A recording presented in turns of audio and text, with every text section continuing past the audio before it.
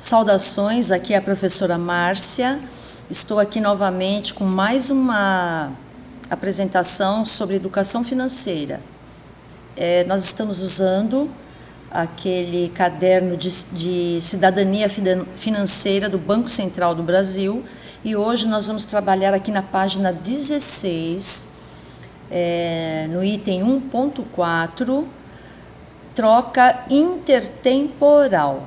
Então, o que significa isso?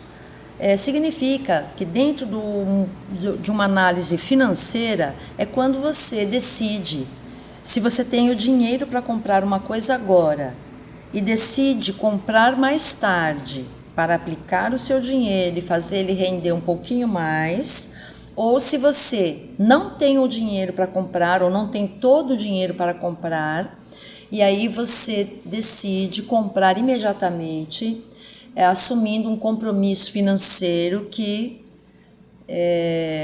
aqui no Brasil a gente chama de financiamento.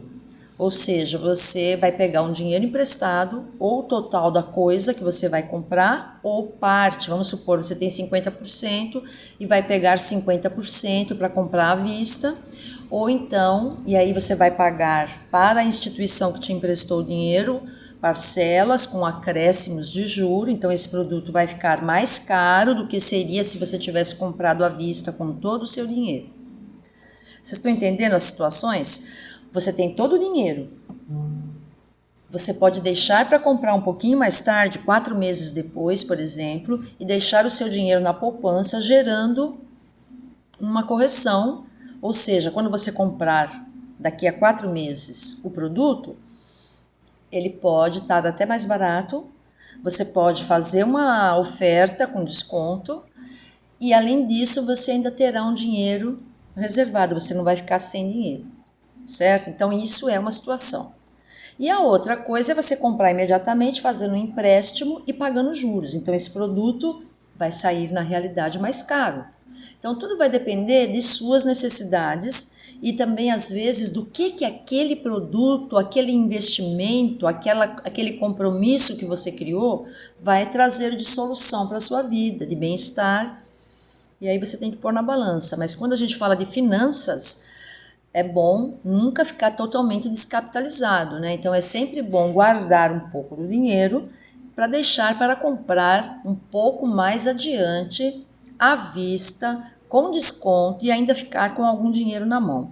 Esta é a sugestão das pessoas que são experts em finanças, certo? Que o ideal é que a gente compre à vista, faça uma proposta para ter descontos e guarde algum dinheiro, tá? Então, a situação não é tão simples quanto parece, porque, em geral, a antecipação do consumo traz consigo um custo chamado pagamento de juros sobre o valor emprestado que lhe permite adquirir o produto no presente. Olha, é muito bom entender esse raciocínio porque eu percebo que muitos brasileiros não têm esse entendimento, por exemplo, com referência ao cartão de crédito e compram no cartão de crédito sem entender que haverá um juros sobre aquilo, no parcelamento, etc. E que é bom, quando a gente compra no cartão de crédito, pagar à vista total da fatura, o total da fatura na época do vencimento, porque os juros do banco no cartão de crédito é o maior juros que existe. E a pessoa que cai nesse sistema, ela vai sofrer as consequências financeiras disso. Tudo vai sair muito mais caro para ela. E aí, quando você está pagando juros, você não está guardando dinheiro, tá? Uma outra coisa que eu gostaria de falar a respeito disso é o seguinte: a vida é feita por momentos. Tem momentos que a gente está bem, que a gente tem dinheiro, a gente tem algum recurso sobrando e a gente pode guardar todo mês um dinheirinho e vai formando aquele pé de meia que a gente chama aqui no Brasil, né? O pé de meia. Ou seja, você vai criando um bolo financeiro no banco, na poupança. E olha, é por experiência própria. Quando eu entendi bem isso, mesmo quando eu não tinha grandes valores para guardar, eu fazia um sacrifício. E eu guardava, nem que fosse R$30, por exemplo. Às vezes eu não tinha mais. Só tinha 30, mas eu ia lá e guardava. E esquecia que aquele dinheiro estava lá. Todo mês eu ia lá, mesmo que fosse uma migalha, mas eu guardava. E aí, conforme a vida foi caminhando e as coisas foram se acertando, foram resolvendo, eu pude guardar um pouquinho mais. Houve épocas em que eu não pude guardar, mas eu não mexia no dinheiro que estava lá. Eu deixava aquele dinheiro lá. Voltava a poder? Voltava a guardar. Quando pude mais, guardava mais. Por exemplo, aqui no Brasil a gente tem o 13º salário. E a gente vê que quando chega a época do Natal, todos ficam incentivando as pessoas a pegarem seu 13º salário e gastar. Mas eu, quando aprendi isso, não fiz mais isso. Quando eu recebi o 13º salário, o máximo que eu podia guardar do 13º salário, eu guardava. Então, essas coisas vão fazendo com que você vá formando um pezinho de meia. Modesto. Modesto. Eu estou falando de trabalhador, estou falando de gente como eu, que levanta cedo, vai trabalhar, entendeu? Agora, claro que existem altos e baixos, eu já passei por isso também. Já vivi, por exemplo, de comissões. Então, o que acontece? Altos e baixos. Tem época que você tem um bom resultado e tem épocas que você tem um resultado zero. Isso era uma coisa que me incomodava muito, sabe? Eu sempre... isso me deixava, assim, angustiada por conta da instabilidade, certo? Então, é claro que a gente tem que procurar encontrar uma estabilidade, mesmo que seja uma estabilidade modesta, mas nós temos que encontrar uma estabilidade, ou seja, todo mês trabalhar, fazer coisas para alcançar aquele valor. Que seja um salário mínimo, que seja com trabalhos informais, mas tem que ter todo esse envolvimento pessoal para o benefício pessoal, certo? Eu já conheci também várias pessoas que mesmo vivendo uma vida assim, sem um vínculo empregatício, mas elas eram tão ativas, tão organizadas, que se tornaram empresários. Ou seja, começa pequenininho, mas vai crescendo, e teve muita gente que se deu bem e teve alguns que ficaram milionários. Então, é uma questão da gente analisar, fazer uma análise geral, o que é que a gente está fazendo, que tipo de trabalho a gente está executando, será que a gente está no caminho certo? E sempre pensando que estudar é a melhor saída. Não existe saída melhor do que estudar, porque estudar nos dá um preparo para lidar com os nossos problemas pessoais, com os nossos problemas coletivos, com as nossas profissões, para que a gente seja cada vez mais profissionais, o quê? Qualificados. Os profissionais qualificados são sempre muito procurados e bem pagos, certo? Então, isso é muito importante. Então, olha, se você escolher deixar para comprar o produto daqui a 4 meses, você pode colocar o seu dinheiro na poupança ou em outro investimento e passar a receber um prêmio por ter postergado o consumo. Ou seja, você poderá ser recompensado ao realizar uma troca intertemporal, abrindo mão de algo que poderia ter hoje. Aí, daqui a 4 meses, por exemplo, você poderá comprar o produto e ainda lhe sobrará uma quantia. Neste caso, a postergação do consumo traz consigo o recebimento de rendimentos. Então, perceba que possuímos basicamente 2 opções ao lidar com o consumo no tempo.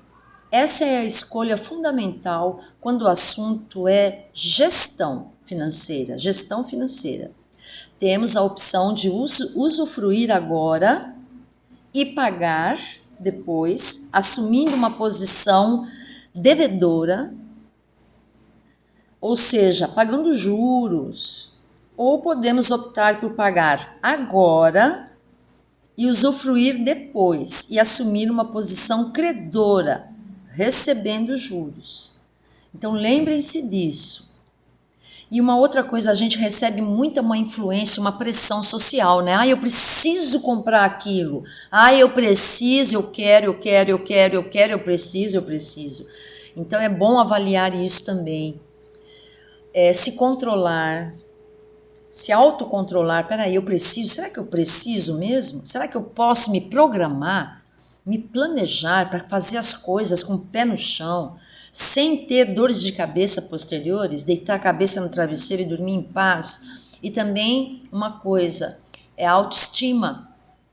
A gente vê que a gente está conseguindo, que a gente está amealhando, vai dando aquela segurança, você vai tendo confiança em você.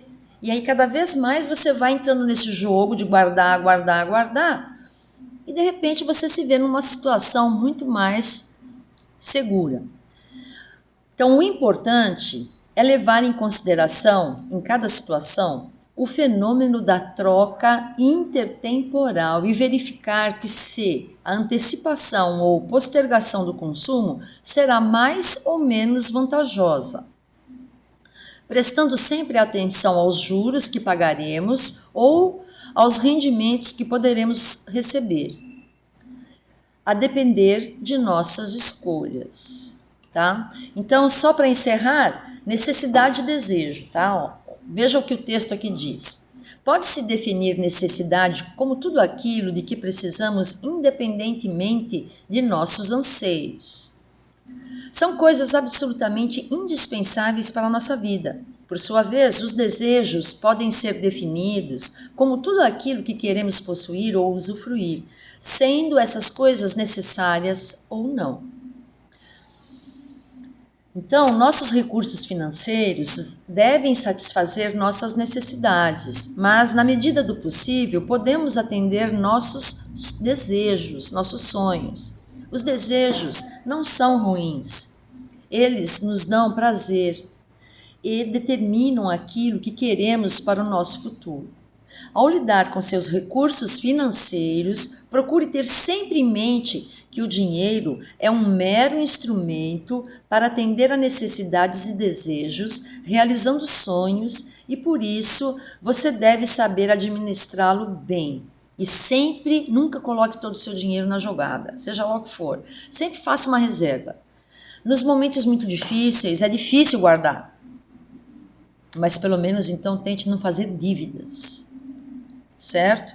E tenha fé, se esforce, se envolva, faça uma análise aí das coisas que você tem que eliminar da sua vida, que estão lhe causando problema, que estão lhe dando prejuízo, que estão lhe deixando preocupada, ou tensa, ou insegura. Faça uma autoanálise, observe tudo que está ao seu redor que você pode transformar em recursos sem se prejudicar, transforme tudo em recursos, elimine problemas e tenha fé em você e fé em Deus, que vai dar tudo certo, ok? Era a minha mensagem de hoje. Estamos caminhando, nós vamos fazer essa cartilha aqui completa sobre todos os conselhos que a cartilha do Banco Central do Brasil oferece para que a gente se empodere financeiramente também, ok? Muito obrigada, até a próxima.